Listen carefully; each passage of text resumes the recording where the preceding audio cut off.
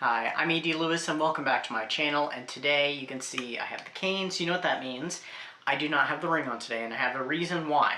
So today I'm going to be doing a review, but also I'm going to be doing something a little different. So today I'm going to be celebrating my 20th anniversary being a fan of Dark Shadows, and we're going to have a little bit of story time, and I'm going to show you a few things. So, let's start with the review. So obviously it's a Dark Shadows review.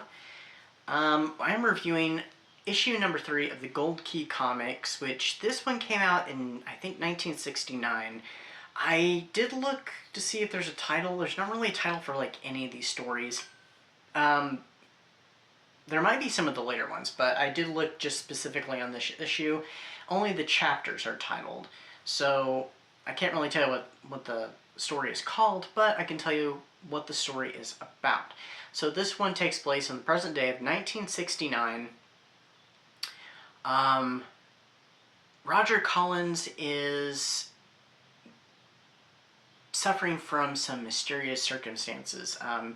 Some weird accidents are happening. A spear comes flying through and hits the wall near him. A deer leaps out in front of his car and he has a wreck. Actually kind of reminiscent in a way of the storyline in 1966 when Roger had that car accident that nearly, took him out. Completely unrelated, but it made me think of it.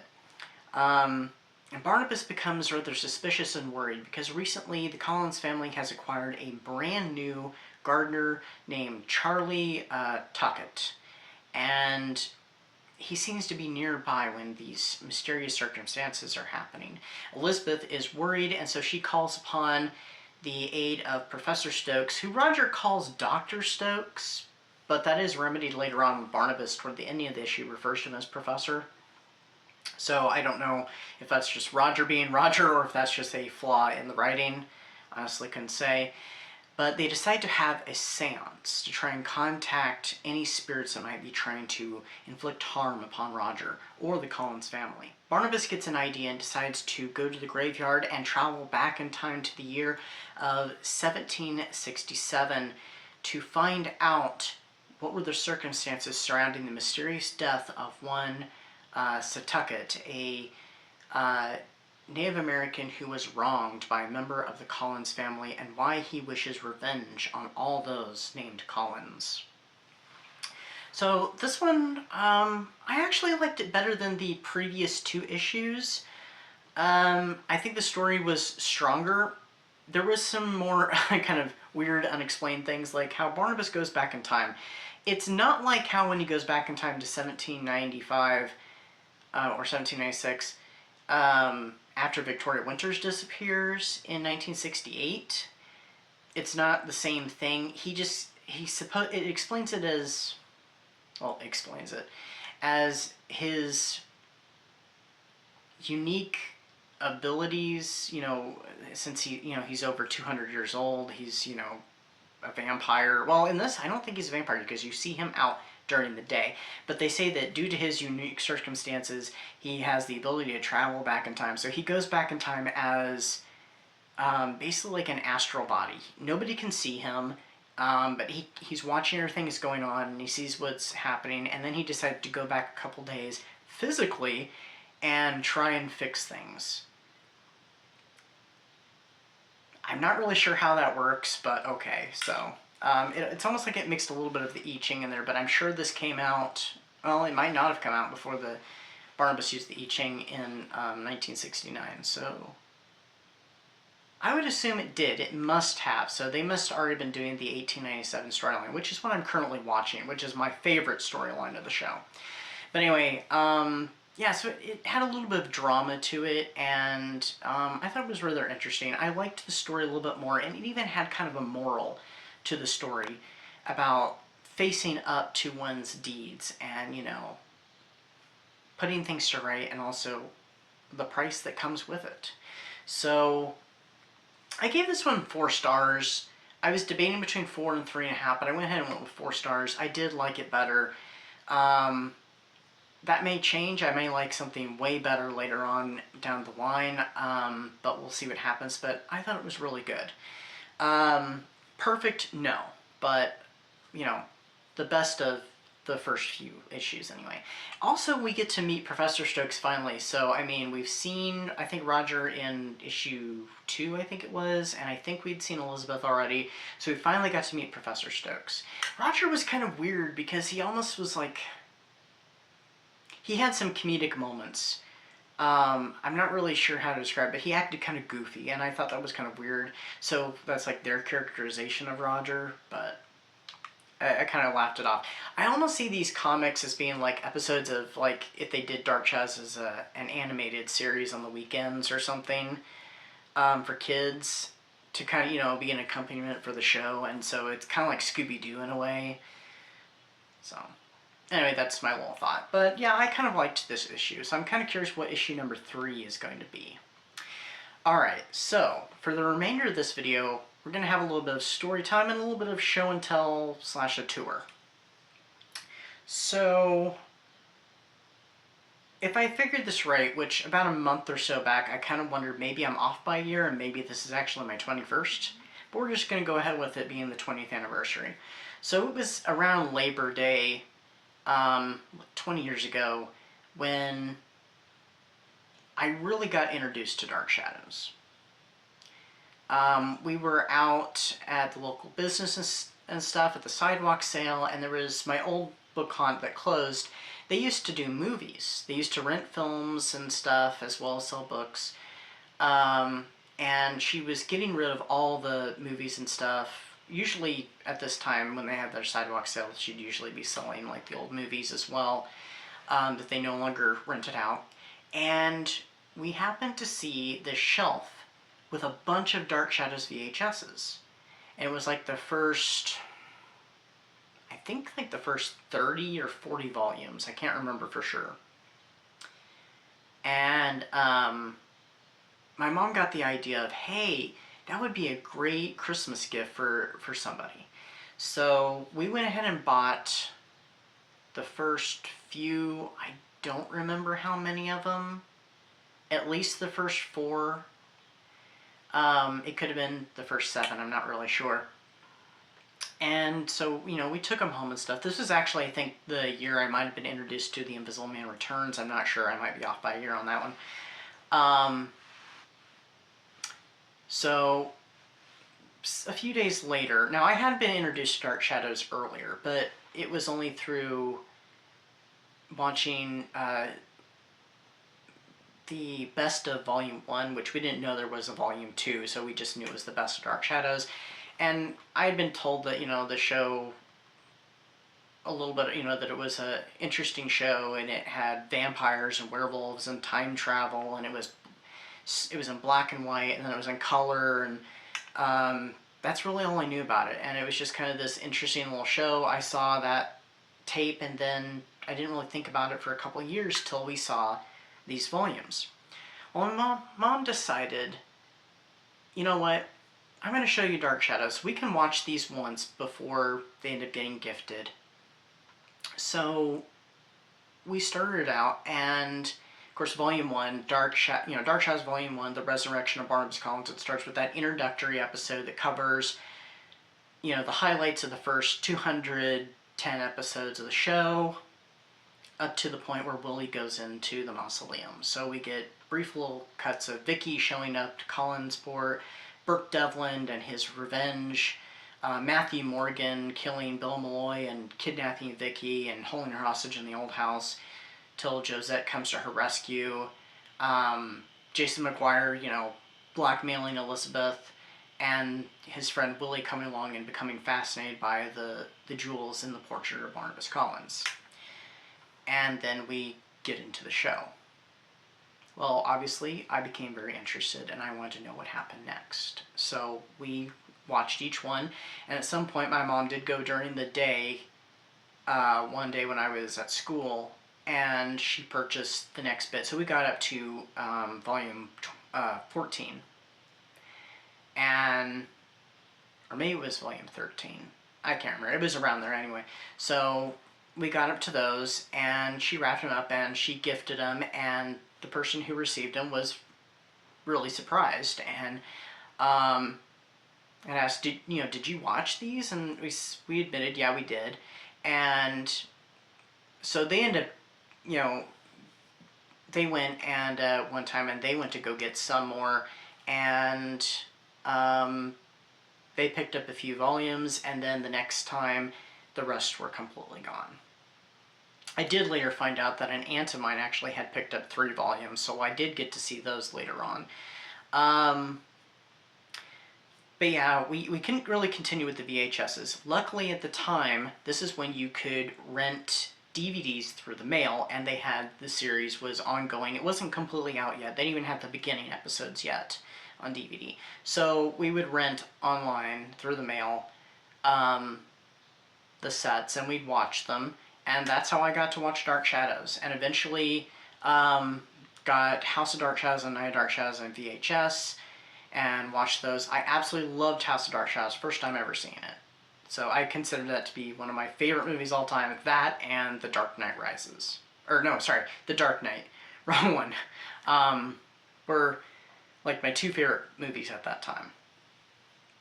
So, yeah, I've been a Dark Shadows fan ever since, and right now I currently watch them on Tubi, and I'm so glad they have them on Tubi.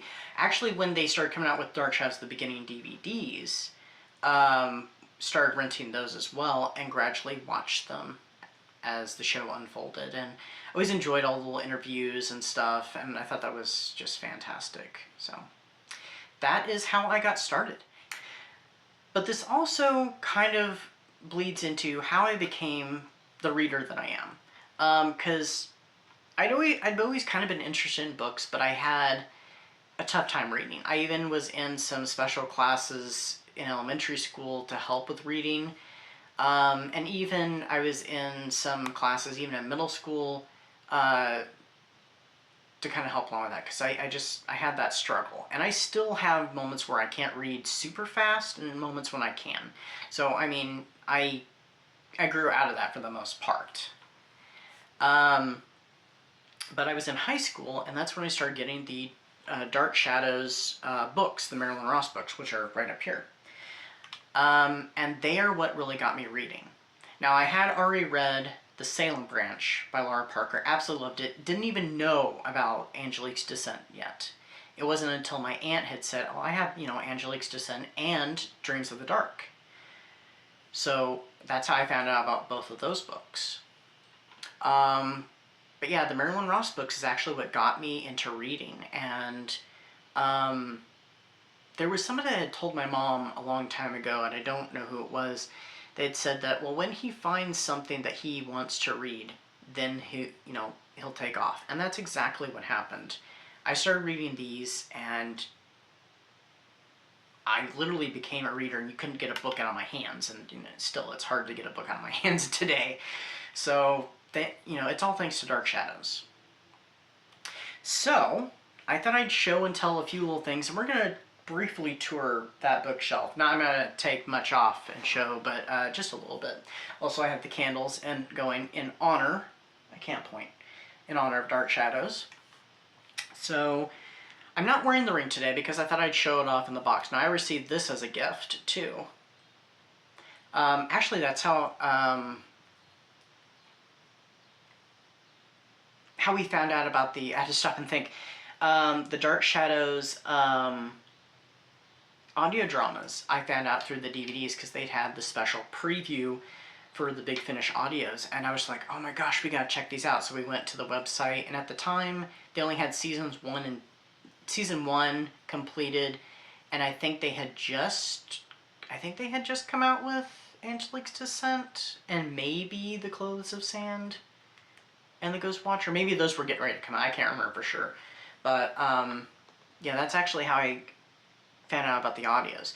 Now, Angelique's Descent, I actually got through, we ordered those actually through the Dark Shadows Festival forums. I was always happy to get those when those came in the mail too. I thought that was so cool.